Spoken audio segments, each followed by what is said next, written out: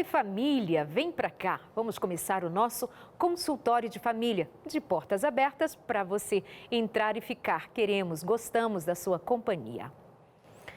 Agora há pouco eu via o relato de uma mãe muito triste, extremamente triste. Ela mesma diz assim, sem chão. O seu filho de 16 anos atentou contra a própria vida. E ela relata o sofrimento de um menino que não soube lidar com os desafios negativos da rede social. Nós precisamos pensar um pouco no comportamento e na saúde mental dos nossos filhos. Nós precisamos parar e pensarmos um pouco o que faremos para socorrer uma geração de crianças e adolescentes que não conseguem lidar com os desafios de um mundo pós-moderno. Exigente, desafiador, cheio de padrões, ainda que diga que estamos abertos para derrubá-los todos e sermos uma sociedade livre, famílias livres, mas quanto mais o tempo passa, mais vemos o quanto nós estamos escravos de métodos, meios, modos, comportamentos, expectativas com uma base muito forte de cobrança por algo que nós não estamos dando conta enquanto adultos. Imagine os nossos filhos e os nossos adolescentes, as crianças. Eles têm que decidir muito cedo sobre a sexualidade, eles têm que decidir muito cedo de quem gosta, eles têm que logo muito cedo ter que se deparar com algo que surgiu muito recentemente e que tem sido imposta como verdade. Algo que tem sido dito para que crianças e adolescentes lidem com o fato de um fato criado, portanto, uma ideia, na verdade, uma ideia de que não são menino nem menina, que eles são o quê? O que nós estamos fazendo com as crianças? O que está acontecendo com essa sociedade? O que nós estamos fazendo quando deixamos nossos filhos à mercê dos comentários de pessoas estranhas que não têm nenhum afeto, nenhuma relação de cuidado conosco? Imagine com os nossos filhos. 16 anos de idade, não soube lidar, fez um vídeo, jogou no TikTok esperando que gostassem do que veriam e não gostaram. E então fizeram comentários horríveis.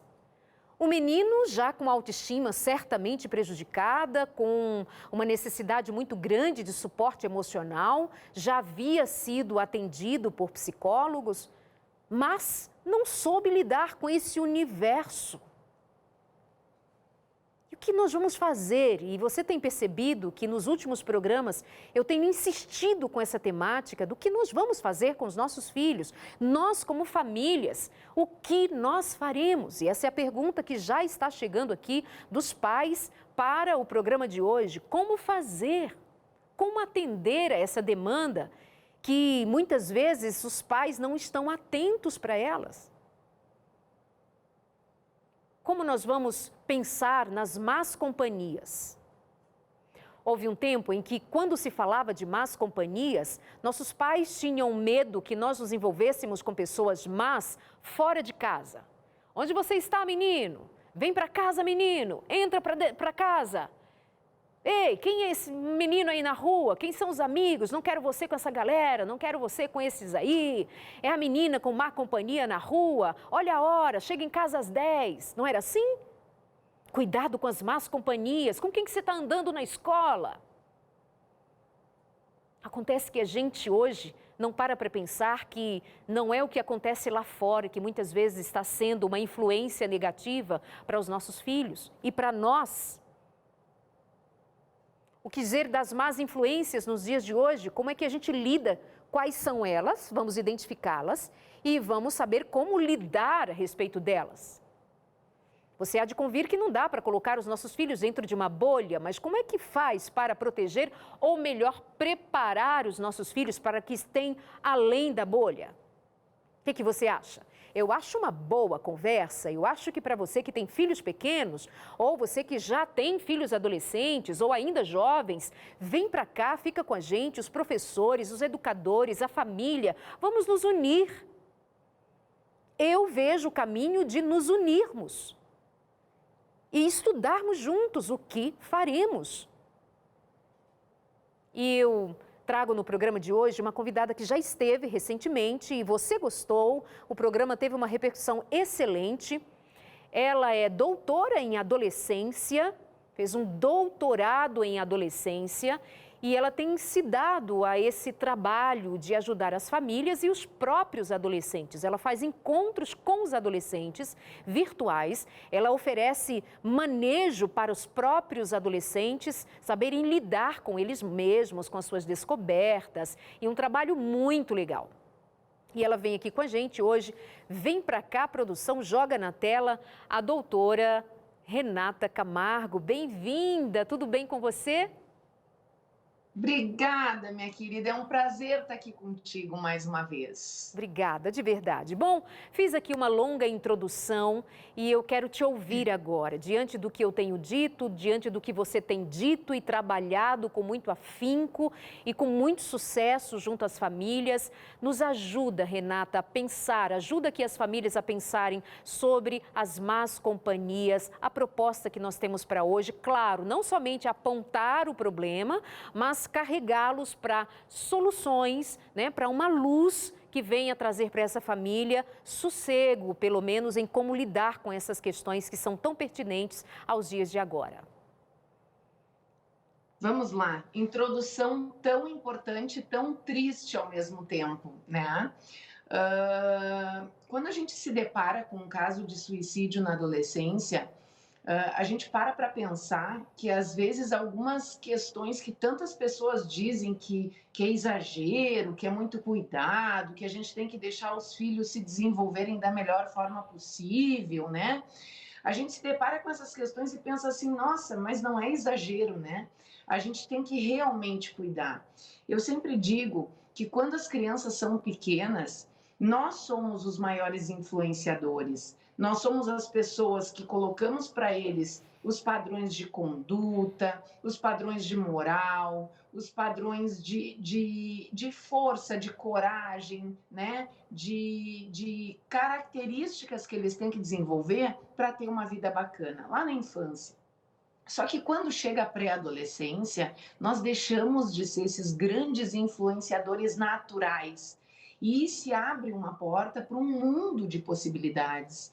E é justamente esse mundo de possibilidades que entra e que causa tanta devastação, né? Eu acho que um dos pontos mais importantes, e assim, eu sei que a gente tem muitas coisas para falar, mas um dos pontos mais importantes que eu sempre digo é que as famílias estão perdendo o direito de conversar com seus próprios filhos.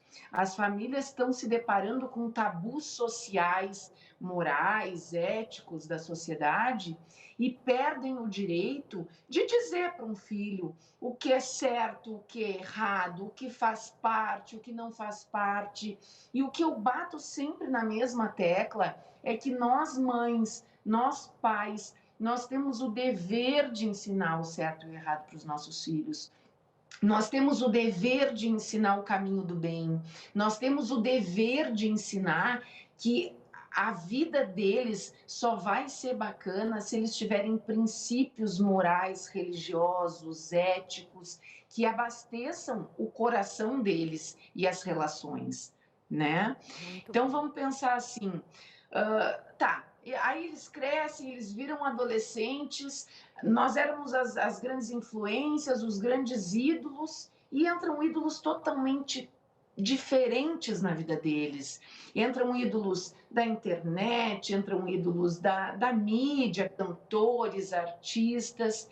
E aí a gente tem que fazer um meia-culpa, nós mães, e parar para pensar se a gente realmente está prestando atenção no que está chamando a atenção dos nossos filhos.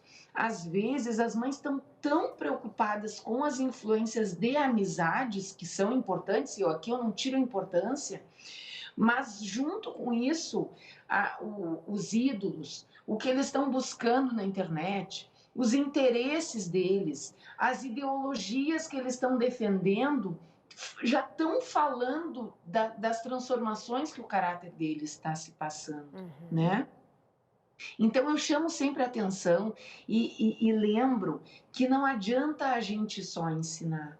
a gente tem que supervisionar, a gente tem que cuidar e a gente tem que estar junto, porque olha só, uma coisa é a gente aprender a botar o dedo na moleira e apontar o defeito, apontar o que está andando de ruim, apontar o que o nosso filho não está fazendo bem, se ele não está cumprindo uma regra, se ele não está, né? Mas a gente tem que ajudar eles a encontrar soluções também para as Exato. coisas. Não adianta só achar o errado, a gente tem que ensinar para eles que na vida faz parte, de vez em quando a gente erra, eu erro, tu erra, todo mundo erra, mas a gente tem que ter a condição de rever as nossas, né, os nossos feitos e saber que para tudo tem saída e tem solução. E quando um jovem comete um suicídio, ele está dizendo com todas as letras que ele não encontrou mais solução. E é triste demais, porque isso acaba com a vida do jovem, mas com a vida da família inteira, né?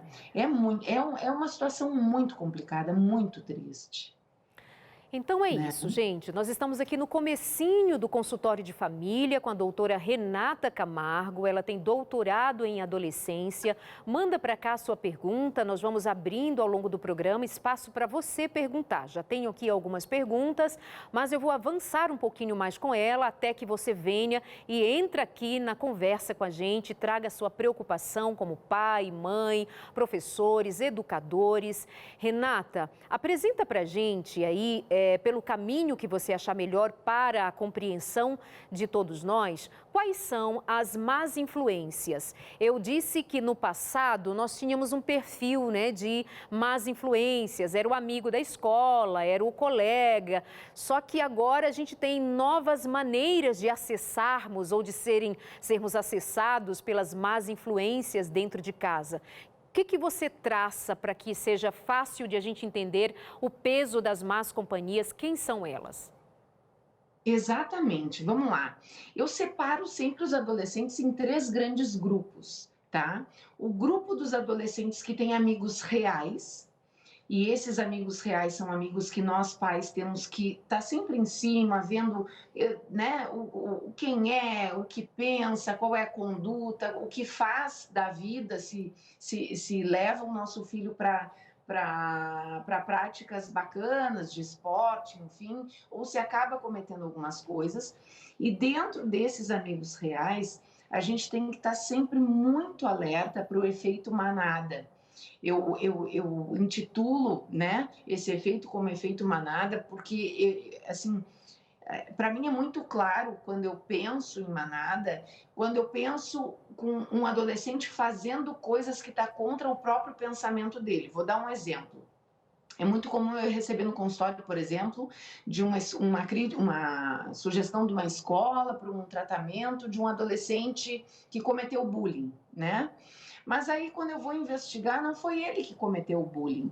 Ele estava junto com um grupo que fez o bullying, mas ele não foi ele que falou, não foi ele que atacou, não foi ele que bateu, enfim. Mas esse é um efeito manada, porque ele estava dando moral para aquela outra pessoa também fazer.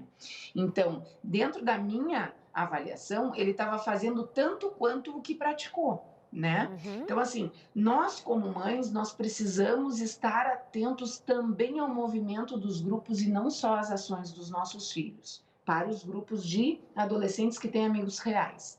Depois tem o grupo dos adolescentes que têm amigos mais virtuais, ou seja, gente, assim como a gente fala de criança, que a gente tem que ver quem faz contato com eles, se realmente é uma criança ou se não é um adulto disfarçado, com risco de pedofilia, todas aquelas coisas que a gente sempre ouve quando se fala com criança, com adolescente é igual. Quando eles estão na tela, quando eles estão num jogo ou num bate-papo entre adolescentes virtuais, a gente não sabe se não tem um adulto, se não tem uma pessoa querendo aliciar, se não tem uma pessoa querendo levar uma ideia de drogas, né? Uma ideia até de uma questão de suicídio também. Aqui em Porto Alegre, há muitos anos atrás, aconteceu o caso de um menino numa escola particular bem importante daqui, de um menino que foi aliciado a cometer suicídio através de um grupo de internet, de um grupo de bate-papo. E a polícia chegou na casa dele, só que quando chegou, fazia pouco tempo que ele tinha morrido por asfixia, por aqueles aquecedores, sabe, que queimam o ar. Uhum.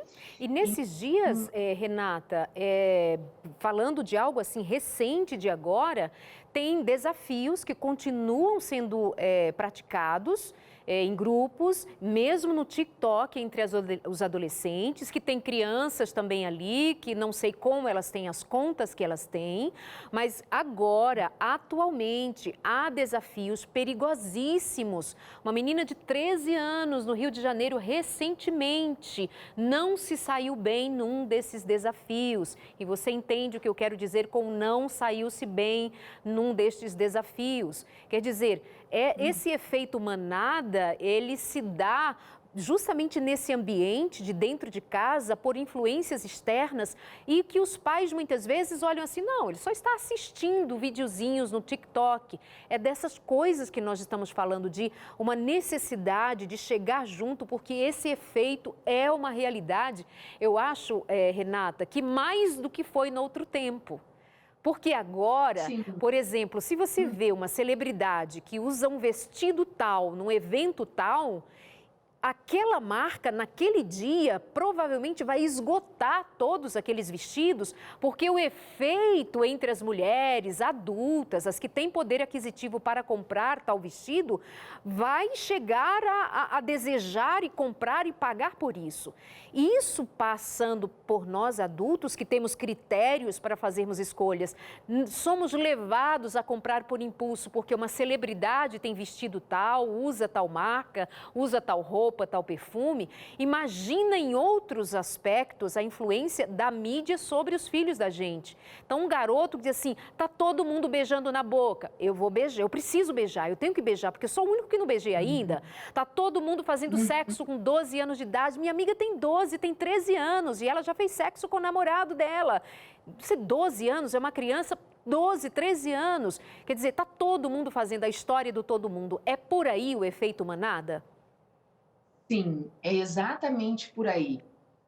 E eu concordo contigo que hoje está pior pelo seguinte: hoje, enquanto nós, mães, pais, estamos fazendo a janta, estamos fazendo coisas em casa e a gente pensa que o nosso filho está protegido porque ele está dentro do quarto, ou estudando, ou mexendo no computador, ou fazendo qualquer coisa, qualquer pessoa tem acesso a ele através da internet.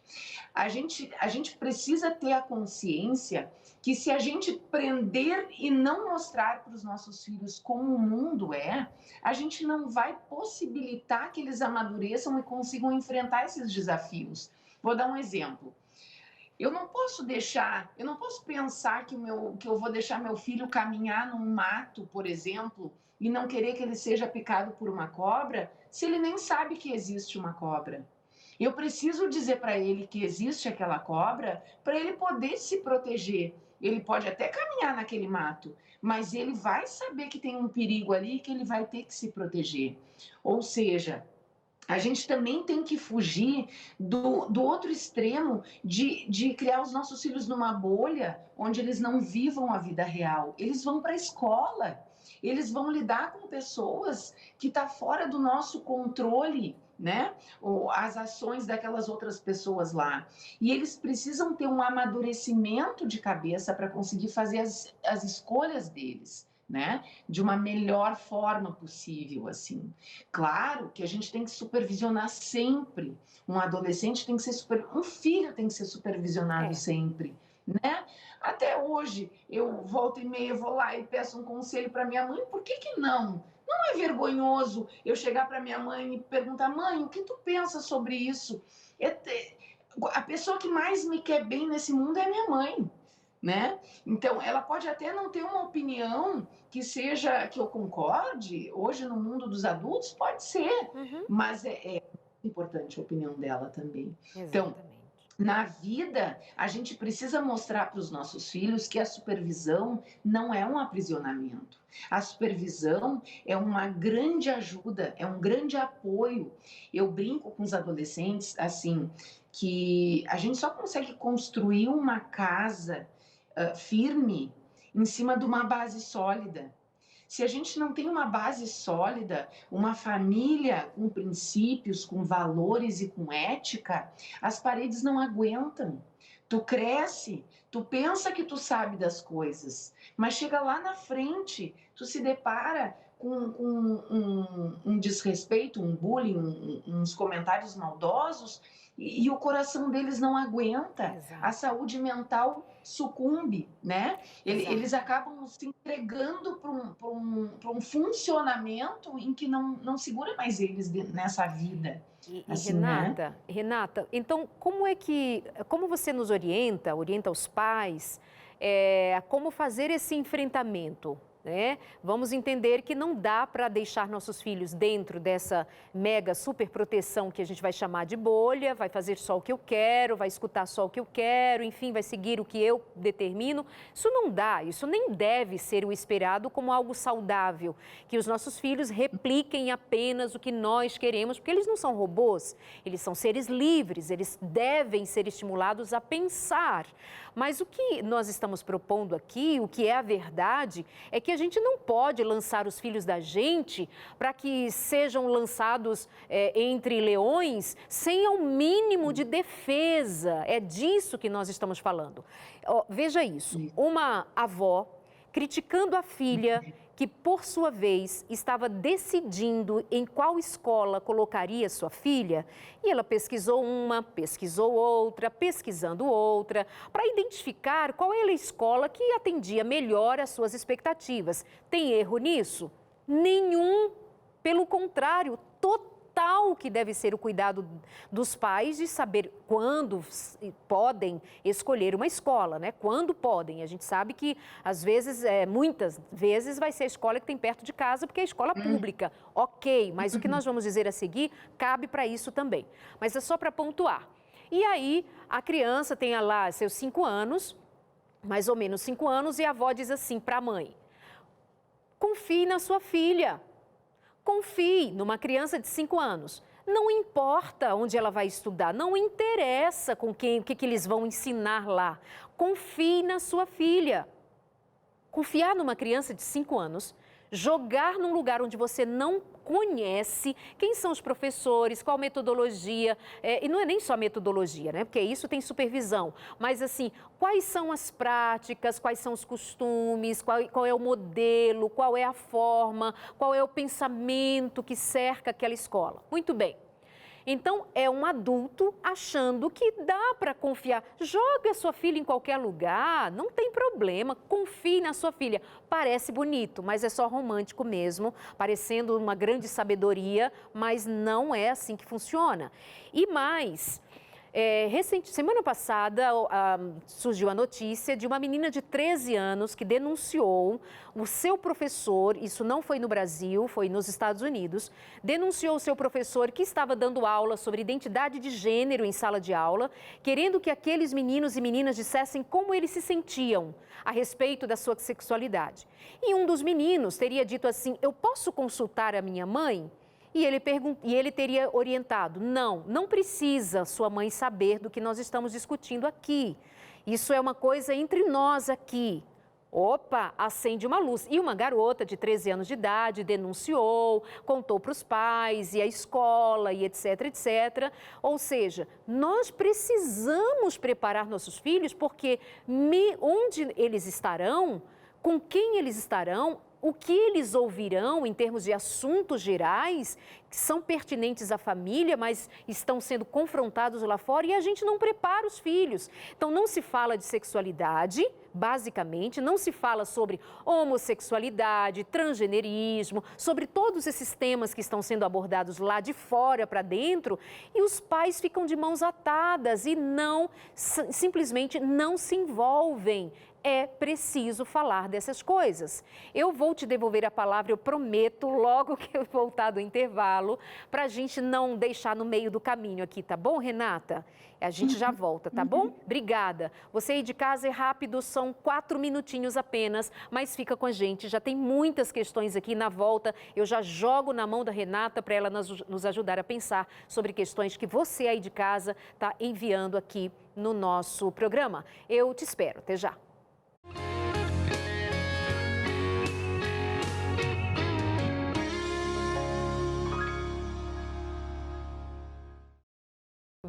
Chegando no nosso consultório, sempre lembrando a você que temos com muito prazer uma maneira de ajudarmos você e a sua família também a lidar com os desafios dos relacionamentos. Aqui você pode pedir para a gente e nós enviaremos a revista Entre Família, que eu tenho aqui em mãos.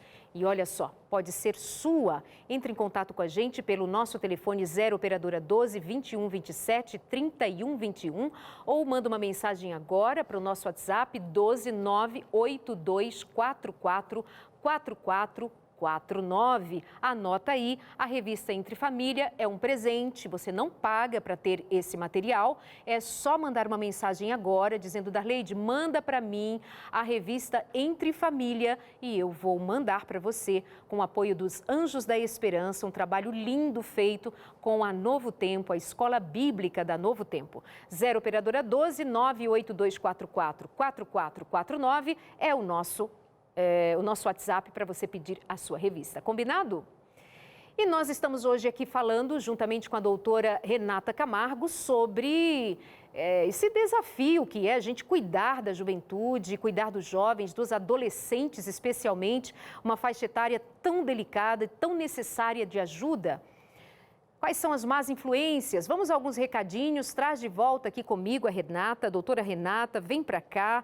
Questões que chegam para a gente agora, durante o ao vivo. Renata, a Jacosta diz: como blindar nossos adolescentes das más companhias? É disso que nós estamos falando já ao longo do programa. Esse mundo está tão difícil, onde os valores da família estão se corrompendo.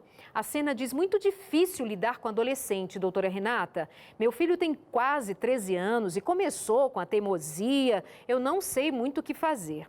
Nós fizemos um programa anterior com a doutora Renata e eu convido você, viu, Sena, Drica Sena, a acompanhar o primeiro episódio, vamos chamar assim, porque ela falou sobre mau humor, ela falou sobre 7 pilares importantes para a gente dar atenção ali a essa fase da adolescência. Dá uma voltinha lá no nosso canal, no YouTube, Consultório de Família, está tudo lá disponível para você. O programa está excelente, ou também no NT Play.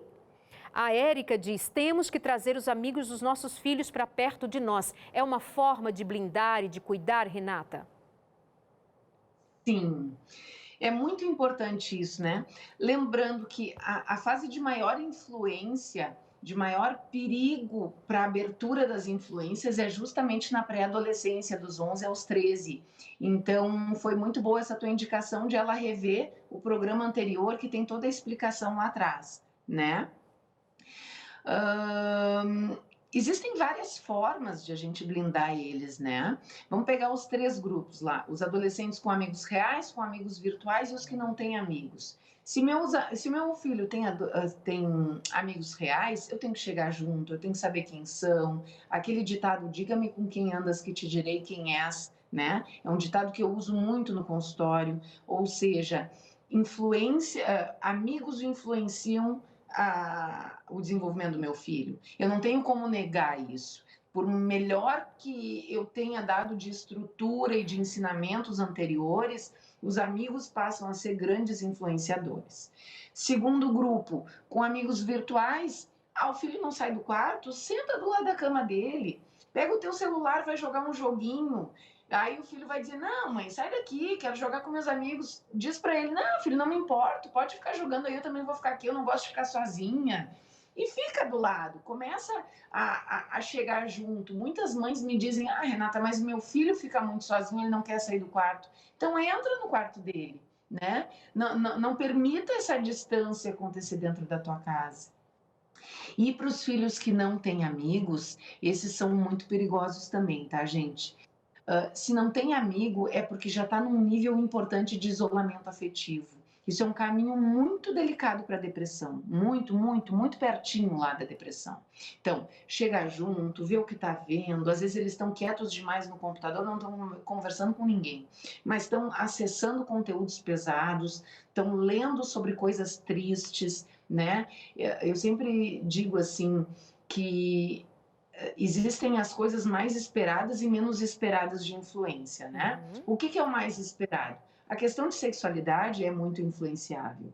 A questão de álcool e drogas é muito influenciável. A questão dos conteúdos é muito influenciável. E tudo isso a gente sabe, né? Esses tempos, uma pré-adolescente estava falando no meu consultório, estava falando, claro que eu não vou expor ela, mas só um trechinho que não, né? Ela estava dizendo que ela estava num aniversário, um menino chegou e mostrou foto de homens pelados para as meninas de 11 anos.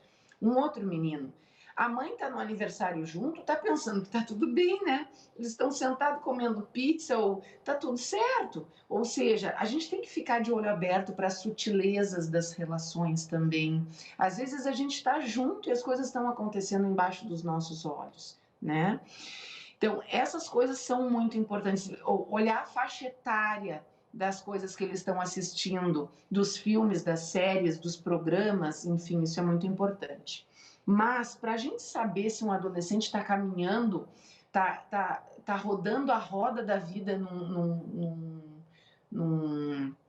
de uma forma correta, forma saudável, a gente precisa avaliar 12 áreas da vida dele.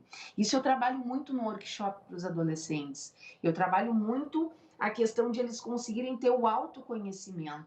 Eles só vão conseguir dizer não para uma má influência se eles conhecerem o que eles sentem, de onde eles vêm, quais são os conceitos da família, sobre religiosidade, sobre saúde, sobre respeito à hierarquia, sobre... são 12 áreas, né? Que aqui até acabou me fugindo, assim, todas as áreas. Isso eu trabalho muito lá nesse workshop dos adolescentes. Por quê? Porque uma roda, ela só roda bem se toda a parte dela tá, né, bem engrenagem, né? A engrenagem precisa funcionar bem. Exatamente, senão ela não roda, senão a roda da vida não anda, né? Eles não se desenvolvem de uma forma certa. E aí eles podem se desenvolver, mas deixando lacunas que formam problemas emocionais, problemas de saúde mental, que passam desapercebido em alguns momentos da vida. Lá com 13, 14 anos, às vezes, uma depressão não aparece, mas com 15, 16 vem avassaladoramente e detona uma vida, né? Ou acaba caminhando para um transtorno alimentar numa menina, e às vezes a gente perde as meninas por uma sutileza, assim, que a mãe nem se deu conta, achou que ela estava só fazendo um regimezinho em casa, né? Então, a gente tem que estar com o olho muito aberto para as questões. E voltando para a questão das influências, uma das coisas que eu abro muito os olhos dos pais é na relação com pessoas que não têm o mesmo tipo de vida. E eu vou dar um exemplo aqui. É muito comum chegar no meu consultório uma menina ou um menino deprimido ou caminhando por uma depressão com 14 anos por aí, e aí eu começo a investigar, sabe aquela coisa, parece que não fecha assim, a família é toda do bem, a mãe é bacana, o pai é bacana, uma casa bem estruturada, da onde vem aquela depressão?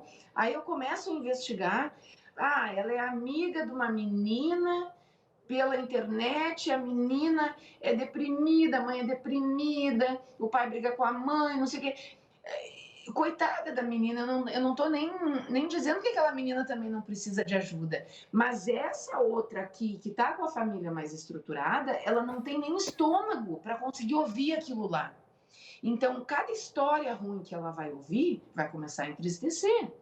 Um adolescente que tem um coração bom vai começar a ver um outro adolescente mal e vai pensar até na injustiça de um estar bem e outro estar mal, porque eles têm um coração bom, na grande maioria das vezes, eles se perdem com um coração bom também. Uma vez uma mãe me perguntou, Renata, mas então, se eu ensino o meu filho ser do bem, ele não corre risco? Corre!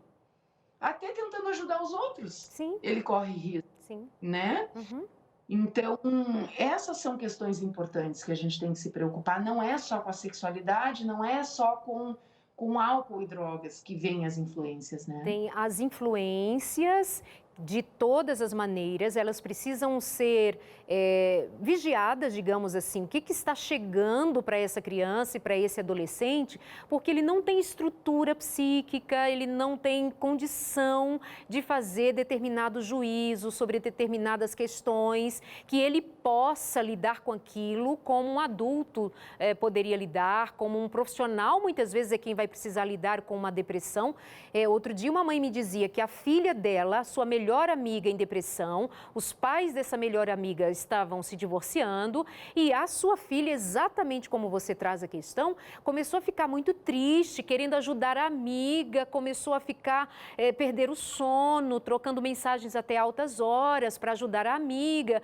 Quer dizer, precisa chegar para socorrer essa criança, esse adolescente, porque senão antes nós tínhamos uma adolescente em sofrimento, agora nós teremos duas. Antes era uma família precisando de suporte, agora serão duas. E aquela menina chegou ao tal ponto, quando os pais perceberam, que ela foi preciso ser encaminhada para tratamento psicológico, porque ela ficou, de fato, extremamente afetada. E é disso que estamos falando, que as más influências não se resumem apenas aos amigos, como era antes, não se vai levar para a festa, se vai ensinar a beber, isso continua, mas tem outros fatores que a gente precisa considerar e que você trouxe com tanto cuidado, Renata, muito obrigada. Bom, a Marli diz assim, adolescentes estão sem supervisão dentro de casa e fora de casa, eles não têm liberdade também, especialmente agora nesse tempo de pandemia, a gente sabe que transtorno que isso tudo causou e ainda está causando. No Brasil hoje, nessa semana, que eles estão voltando às aulas presencialmente, mas nem são todos, as aulas ainda híbridas, né? Parte em casa, parte, quer dizer, o fator social, o envolvimento, escola, tudo isso foi solapado dos nossos filhos. E a Marli diz assim, eles têm ausência de critérios de vida, ausência de limites, ausência de demonstração de amor. Dá para reverter situações assim? Marli, um beijo para você. Marli Reis, minha amada, obrigada pela sua sintonia. Boa questão aqui, Renata. Digamos que os pais estejam assim agora pensando, uau, e agora? O que eu faço? Meu filho já está bastante afetado, já não sai do quarto, já não dá espaço para diálogo. O que faz? Eu achei interessante quando você disse que você dá workshop para os adolescentes. É interessante muitas vezes essa abordagem, né? Alguém de fora dizendo, vem cá, deixa eu te explicar como é o funcionamento psíquico, como é o funcionamento fisiológico, biológico. Deixa eu dizer para você, eu sou doutora no assunto, deixa eu dizer para você o que está acontecendo em você, para ver se você se enxerga, para ver se você se encontra, deixa eu te ajudar. Mas sabemos que nem todos terão essa oportunidade de fazer um workshop com você. Claro que você faz trabalhos nas redes sociais, convido inclusive o pessoal para te acompanhar. A produção joga aí, por gentileza, em algum momento, a rede social da Renata, porque ela faz esse trabalho. Então, vão lá perguntar para ela, saber com ela como é esse trabalho. Mas dá para reverter, dá para a gente trazer um adolescente de volta para o coração dos pais, Renata? Sempre dá, sempre dá. Tu sabe que, assim, ó, a questão de trabalhar, de um adolescente ouvir de outra pessoa, às vezes coisas que a própria mãe já falou para ele, tem um peso muito maior, porque eles estão na idade do contra, né? Eles estão na idade de ouvir o que os pais estão falando e achar que aquilo não faz tanto sentido.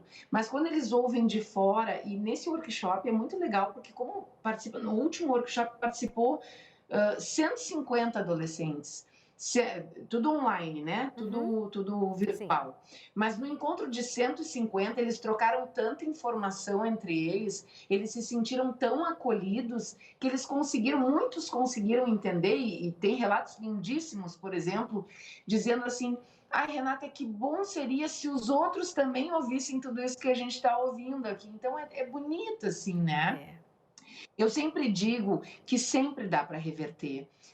Um filho nunca é perdido, né? Nós que temos coração de mãe, claro que tem consequências que a gente não apaga, né? Uma gravidez na adolescência, um abuso de drogas, uma coisa importante, a gente não apaga algumas consequências, mas a gente sempre tem a condição de resgatar. E, inclusive, nessa quinta-feira eu vou ter uma aula gratuita que está lá no meu Insta sobre os adolescentes blindados, né? Como as mães podem, que artimanhas, que ferramentas as mães podem utilizar para conseguir blindar os seus filhos dentro dessa realidade tão dura que a gente está vivendo. Vou voltar um pouquinho para o que a gente estava falando lá de como fazer isso, né? A gente não tem tanto tempo aqui, mas trazer alguns exemplinhos, assim, por exemplo, se a gente sabe que o maior período de influência, né, de abertura de influência é de 11 a 13 anos, é onde a gente mais tem que segurar os adolescentes perto da gente, é onde os pré-adolescentes, é o período onde a gente tem que mais estar junto, sabe? E não deixar crescer muito uma radicalidade, um pensamento tão do contra da família, né? Porque eles podem pensar com a cabeça deles, podem, mas eles têm que entender que eles vivem dentro de um alicerce. E eles só têm aquela vida deles ali porque a família tem aquele alicerce Mas ali. essa é a dificuldade, Renata. A dificuldade é justamente como que os pais vão comunicar essa autoridade para os filhos que já acham que sabe muita coisa. Você é doutora em adolescente, você sabe que o adolescente tem esse ímpeto, né? Nós fomos adolescentes, apesar de que numa outra fase, hoje tem uma outra forma de exercer essa adolescência, muitas vezes desafiando mais, porque são estimulados mais em direções, enfim, que nem dá tempo de a gente elaborar aqui, mas como é que a gente faz justamente esse resgate? Eu fiquei aqui curiosa, você disse que vai fazer uma live dando algumas ferramentas para as mães. Dá para a gente também aqui algumas dessas ferramentas. A Cleide diz assim, como fazer, por exemplo, um adolescente falar: meu sobrinho está se fechando cada vez mais, eu não sei por onde começar para ajudar. Vejo que ele está ficando cada vez mais sozinho, isolado. A mãe tem depressão. Uau! A mãe tem depressão e também só critica esse menino. E a tia pergunta, tem alguma coisa que eu possa fazer? Aí, vai juntando aí, hein? Quero ferramentas.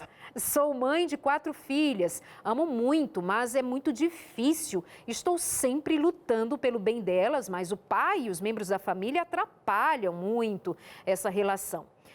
Minha filha tem 16 anos, está com depressão, não quer que eu veja ou acesse o celular dela. Diz que eu estou ferindo o direito dela, a privacidade. O que vocês me dizem a respeito? Estou bombardeando você, né, Renata? Mas pensa aí em algumas ferramentas. Me preocupo muito com a minha neta. Ganhou um celular das tias por parte do pai, só tem 9 anos e já acessou conteúdo adulto, pornografia, minha amiga. Olha aqui um retratinho do que passam muitas famílias com seus adolescentes. Doença mental, tem acesso à pornografia, tem solidão ou reclusão, silêncio, solidão. Ajuda aí a gente. Então, vamos lá. Primeira questão, exemplo, né?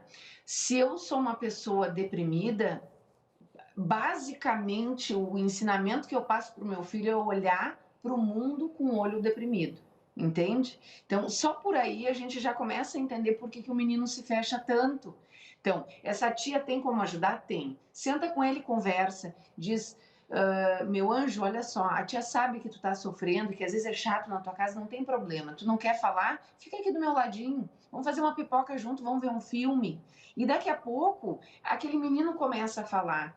Porque o que eles não gostam é de ser obrigados a falar na hora que o adulto quer, né? A gente tem que dar o time para eles conseguirem se abrir, né? Vou pegar um outro caso que me perguntaram hoje até, de um menino perdeu o vô, tá muito triste, mas não fala. Gente, se ele levar 6 meses para falar, tá tudo bem. Só fica do lado dele, abraça e diz que tá tudo bem, que tu também tá sentindo, né? Que tu também sente falta, mas que vocês juntos vão conseguir lidar com aquilo. Não precisa ficar debatendo o assunto, mas o adolescente precisa se sentir, sentir um colo, sentir um carinho, sabe? É isso que vai fazer com que ele consiga se abrir. Outra questão que tu trouxe, me esqueci agora. Tem a menina de 9 anos, né, que ganhou o celular das tias e já acessou pornografia. Isso. Ganhou um celular. Bom, hoje a gente sabe que as crianças desde novas já estão ganhando celular. As escolas dão os aplicativos de tema de casa através de celular desde o pré, né? Hoje a gente sabe que já está se fazendo isso. Então as crianças estão tendo acesso.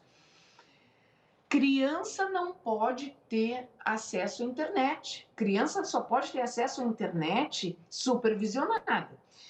Virou adolescente ali, de 11 para 13 anos, sem senha no celular.